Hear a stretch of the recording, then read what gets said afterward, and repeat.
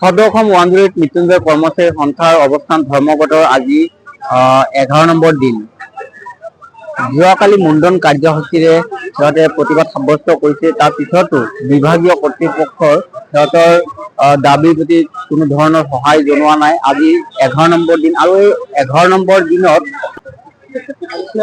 108 মৃত্যুঞ্জয় কৰ্মচাৰীৰ অনিৰ্দিষ্টকালীন কৰ্মবিৰতিৰ সমৰ্থনত আৰু চৰকাৰ শ্ৰমিক বিৰোধী নীতিৰ প্ৰতিবাদ অসম তৈল পৰিবহণ শ্ৰমিকৰ কৰ্মবিৰতি পালন 15 ডিচেম্বৰ 2025।